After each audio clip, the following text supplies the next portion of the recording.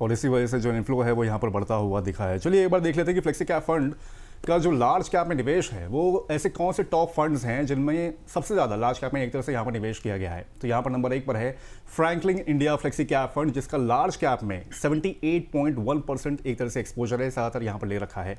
इसके बाद है Canara Robeco flexi cap fund, जिसने 75.8% लार्ज कैप शेयर्स में यहाँ पर निवेश कर रखा है।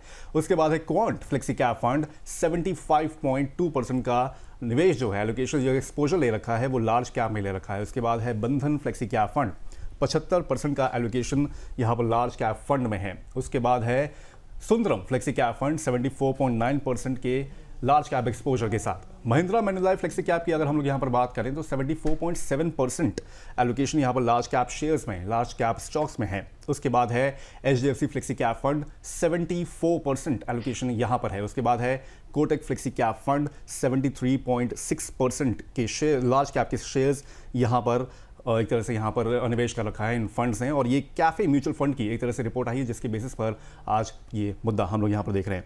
सर, कैफे म्यूचुअल के जो रिपोर्ट यहाँ पर आई है, ज़्यादातर ये बता रहे हैं कि ज़्यादातर स्कीम्स जो हैं वो लार्ज कैप में भारी निवेश कर रही हैं। इसका मतलब सर क्या आप ये देख रहे हैं? और मोस्टली ओवरऑल भी अगर देखा जाए तो जैसे कि मैंने शुरुआत में इंटरव्यू में बोला था कि 42 स्कीम्स में से 34 स्कीम्स ऐसी हैं जहाँ पर 50% एलोकेशन जो है वो लार्ज कैप फंड्स में है। क्या संकेत सर ये दे रहा है? देखिए, जो फ्लेक्सी कैप फंड्स खासकर जो लार्ज कैप में बड़ा एक्सपोजर ले रहे हैं, तो कहीं ना कहीं फंड मैनेजर का जो व्यू है उसको दर्शाता है। क्योंकि एक flexi cap, mid cap, small cap, इसमें भी आप निवेश करता है। और अगर लार्ज कैप की तरफ ओरिएंटेशन हो रहा है और वो भी एक काफी हैवी एक्सपोजर, तो फंड मैनेजर कहीं ना कहीं जो है वो एक सेफ प्ले करना चाह रहे हैं। मिड कैप और स्मॉल कैप क्योंकि बहुत ज़्यादा वोलेटाइल हो चुका है, अभी उन डायरेक्शन नहीं पता है। शायद अगर मैं कहूँ तो मे बी ओवर वैल्यूएशन भी उनको दिख रहा होगा। तो कहीं ना कहीं फंड मैनेजर का ये व्यू दर्शा रहा है कि वो मिड कैप और स्मॉल कैप में निवेश ना करके वो अभी लार्ज कैप में निवेश कर रहे हैं, स्टेबल रिटर्न की तरफ जा रहे हैं, फंड को बहुत ज्यादा वोलेटाइल नहीं करना चाहते। जिसका कारण है कि फंड मैनेजर जो है लार्ज कैप कैटेगरी में, लार्ज कैप स्टॉक्स में ज्यादा निवेश कर रहे हैं। और 75%, 78% तक अगर एक्सपोजर रहता है, तो कहीं ना कहीं फंड मैनेजर जो है वो व्यू लेके चल रहे हैं कि मिड और स्मॉल कैप शायद बहुत ज्यादा वोलेटाइल होने वाला है। और उस वोलेटिलिटी को वो से बचने के लिए वो एक, जैसा मैंने वो कहा कि एक सेफ प्ले करना चाह रहे हैं, लार्ज कैप में निवेश करके एक फंड को स्टेबिलिटी देना चाह रहे हैं। लेकिन सर, मिड और स्मॉल कैप तो हमेशा से वॉलेटाइल ही माना गया है, तो फिर ऐसा क्यों कि सभी फंड मैनेजर्स ने ये रणनीति बनाई है कि फिलहाल अभी लार्ज कैप में निवेश रखेंगे, मिड और स्मॉल कैप से दूरी रखेंगे, जबकि फ्लेक्सी कैप में निवेश की पूरी आज़ादी है, लेकिन सभी फंड मैनेजर्स की एक जैसी स्ट्रैटेजी दिख रही है?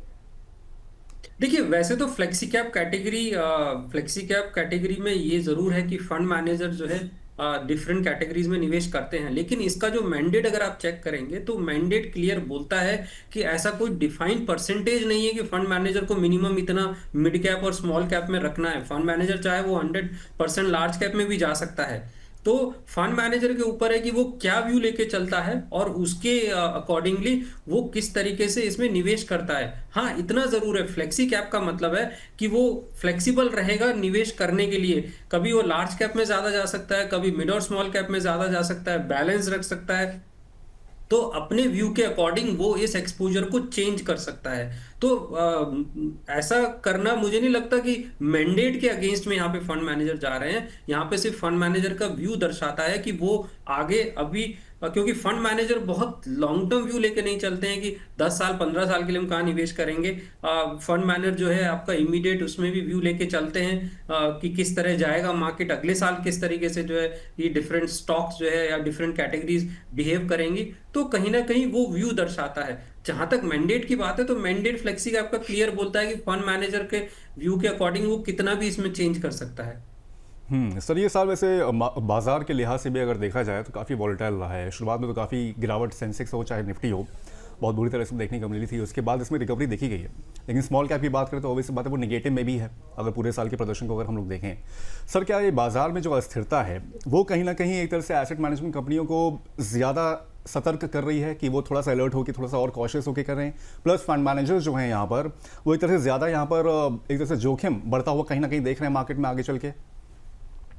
देखिए, हो सकता है दोनों कारण है। वो जोखिम बढ़ता हुआ देख रहे हैं मिड कैप और स्मॉल कैप, जिस तरीके से ऑलरेडी हम रन अप देख चुके हैं। और ऐसी कैटेगरी जो बहुत ज्यादा वोलेटाइल होती है, अगर उसमें एक्सपोजर फंड का काफी ज्यादा रहता है तो वो एक्सपोजर फंड को अपने आप वोलेटाइल बना देगा। और देखिए, कहीं ना कहीं इन्वेस्टर बिहेवियर भी होता है कि फ्लेक्सी कैप जैसी कैटेगरी है जहां पे फंड मैनेजर व्यू लेके चलता है और डायरेक्शन चेंज कर सकता है फंड का, वो मैंडेट को चेंज कर सकता है। तो कहीं ना कहीं इन्वेस्टर्स का भी ये एक्सपेक्टेशन होता है कि किसी किसी भी तरह का मार्केट सिनेरियो हो, फंड मैनेजर उसके अकॉर्डिंग जो है अपना एलोकेशन चेंज करे।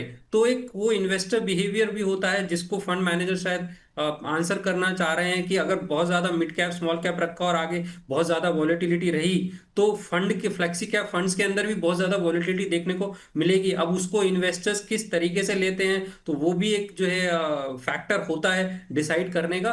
बट यस, कहीं ना कहीं फंड मैनेजर एक्सपेक्ट कर रहे हैं कि मिड कैप स्मॉल कैप में आगे बहुत ज्यादा वॉलेटिलिटी मिलने वाली है, तो इसीलिए वो अभी लार्ज कैप ओरिएंटेड हो गए हैं।